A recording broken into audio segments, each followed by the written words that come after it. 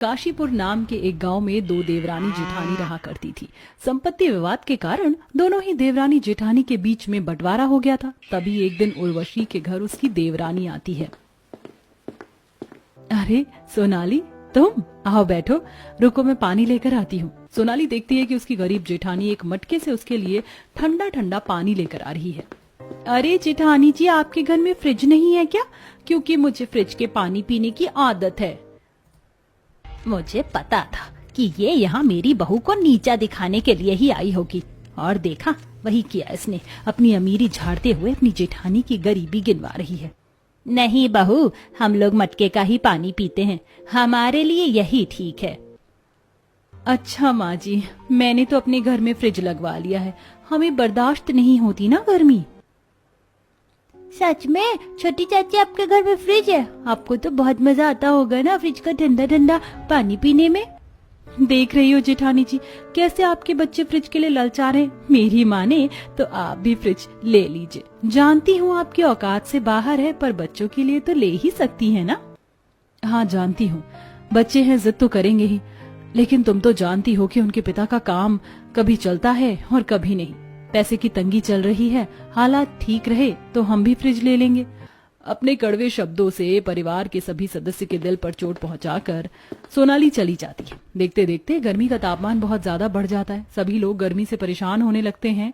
अब जहां उर्वशी के घर में पंखा भी नहीं था, वहीं दूसरी तरफ सोनाली अपने पंखे की स्पीड बढ़ाते हुए अपने पति से कहती है, विकास, गर्मी बहुत ज्यादा पड़ रही है और अब सिर्फ पंखे की हवा में नींद नहीं आती है। चलो ना एसी ले लेते हैं।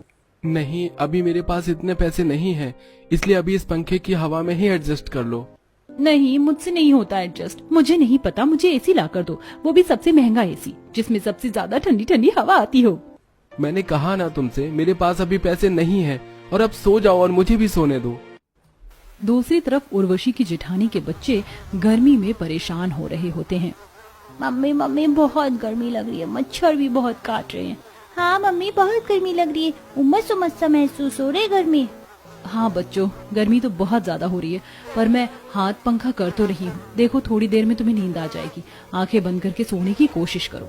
बढ़ती गर्मी से दोनों ही देवरानी जेठानी परेशान थी अपने अपने घरों में। तभी कुछ दिन बाद उर्वशी की देवरानी पड़ोस की बबीता से ब्याज पर 10 लाख रुपए उठाती है। ये लो सोनाली, तुम्हारे 10 लाख रुपए, पर ध्यान रहे अगर तुमने ये 10 लाख रुपए समय पर नहीं भरा तो ब्याज लगना शुरू हो जाएगा, और अगर समय लगे तो तुम्हारे घर का एक एक सामान भी उठ सकता है। अरे टेंशन मत लो, मैं पाई पाई चुका दूंगी। अब सोनाली उन पैसों को लेकर एक बहुत बड़े एसी के शोरूम में जाती है। आइए मैम, मैं आपको एसी दिखाता हूँ।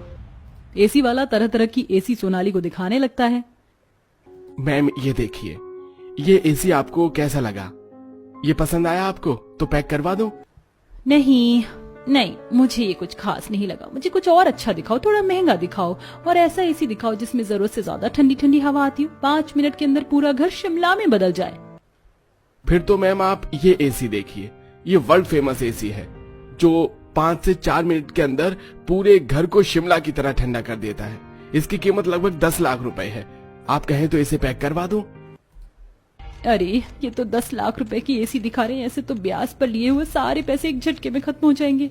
क्या करूं, छोड़ो ना, खरीद ही लेती हूँ। ठीक है भैया, आप ये 10 लाख रुपए वाला एसी पैक कर दीजिए। अब कुछ ही देर में 4 से 5 लड़के 10 लाख का एसी सोनाली के घर के हॉल में लगा के चले जाते हैं। कुछ देर बाद सोनाली अपने हॉल के सभी विंडो को खोल देती, जिससे एसी की ठंडी ठंडी हवा घर के बाहर भी जारी होती है। तभी वहां पास से गुजरती हुई सरला और कमला कहती है, अरे कमला, ये ठंडी ठंडी हवा तो सोनाली के घर से आ रही है। अरे तुझे नहीं पता क्या, सोनाली ने अपने घर में एसी लगवा लिया है। अच्छा, क्या बात है। वैसे इसकी इस गरीब जेठानी ने कुछ भी नहीं लगवाया क्या? अगर ऐसा है तो चल इसकी जेठानी को भी बताते हैं। सरला और कमला उर्वशी के दरवाजे पर आती हैं। अरे कहाँ हो उर्वशी? हाँ दीदी बोलिए, क्या हुआ? अरे उर्वशी, तुम्हें पता है तुम्हारी देवरानी ने अपने घर में एसी लगवाया है, चलो चलकर देख कर आते हैं। नहीं, मैं नहीं जाऊंगी, मुझे घर में थोड़ा काम है।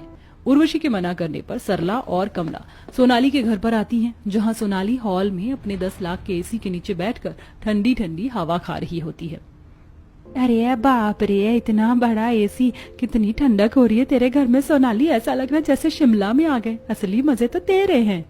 ऐसे ही शिमला के मजे नहीं ले रही हूँ कमला। ये शिमला जैसी ठंडक के मजे लेने के लिए मुझे एसी के दुकान पर पूरे 10 लाख की कीमत चुकानी पड़ी है, तब जाकर एसी खरीद पाई हूँ। क्या 10 लाख?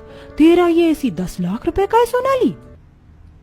और क्या, नहीं तो हल्के में ले रही हो क्या अपनी सोनाली को? अब रात को जब सोनाली का पति विकास आता है तो वो भी अपने घर में एसी को देखकर हैरान हो जाता है। तुमने ये एसी कहाँ से खरीदा सोनाली?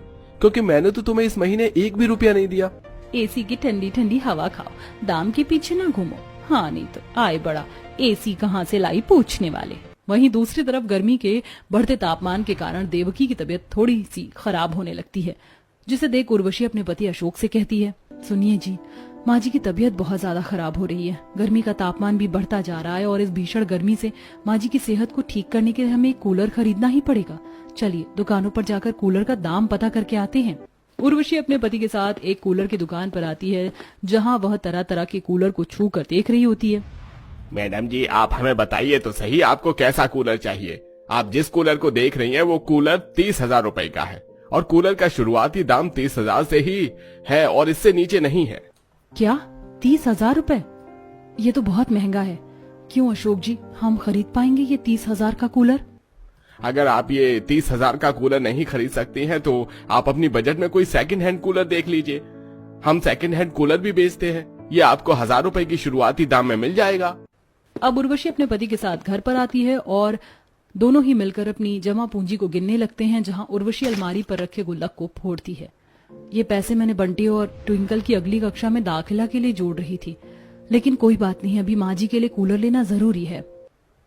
मेरे पास भी ये कुछ पैसे हैं, 150 रुपए करके जोड़े हैं तो ये 1,000 रुपए हो रहे हैं। चलो दुकान से वो सेकंड हैंड कूलर अब खरीद लेते हैं। उर्वशी और अशोक कूलर की दुकान से वो सेकंड हैंड कूलर 1,000 रुपए में खरीद कर अपने घर लेकर आ रहे होते हैं, जिसे उर्वशी की देवरानी सोनाली देख लेती है। अरे जेठानी जी, ये किसका गंदा कूलर उठाकर ले जा रही हो अपने घर? किसका क्या, मेरा कूलर है और पूरे 1,000 रुपए में खरीदा है मैंने ये कूलर। वैसे आपकी औकात के हिसाब से आपके ऊपर ये 1,000 रुपए का कूलर ही सूट करता है। मैंने तो अपने घर में 10 लाख का एसी लगवाया है। जा रही हूँ एसी की ठंडी ठंडी हवा खाने, बाहर बहुत गर्मी है। बल्ले बल्ले, हमारे घर में भी कूलर आ गया, अब हम भी ठंडी ठंडी कूलर की हवा खाएंगे। इन सब की क्या जरूरत थी बहू? चिंता मत करो माँ, ये सेकंड हैंड कूलर है और सिर्फ 1,000 रुपए का आया है। अब जहां उर्वशी अपने 1,000 रुपए के कूलर में खुश थी, वहीं दूसरी तरफ उसकी देवरानी की कंडीशन अब खराब होती जा रही थी। एसी के बार बार खराब होने के कारण सोनाली को बार बार एसी सर्विस करवाना पड़ रहा था और उसके आधे से ज्यादा पैसे एसी की सर्विसिंग में ही चले जाया करते थे, जिसके कारण वह अपने ब्याज पर लिए हुए पैसे भी नहीं चुका पा रही थी। तभी एक दिन बबीता आती है। चलो रे लड़के, इसके घर का एसी उतार लो, ब्याज पर पैसे उठा लेते और चुकाने की औकात नहीं होती। पैसे न भरने के कारण बबीता सोनाली का एसी उतरवा कर ले जाती है। कुछ दिनों बाद सोनाली की तबीयत खराब होने लग जाती है, क्योंकि उसकी बॉडी को ठंडा टेम्परेचर में रहने की आदत हो जाती है। ये बात जब उसकी जेठानी को पता चलती है तो उसकी जेठानी अपने घर का कूलर उसके घर पर लेकर आती है। सोनाली, तुम ठीक तो हो ना? तुम्हारी हालत तो बहुत खराब हो रही है, तुम परेशान मत हो।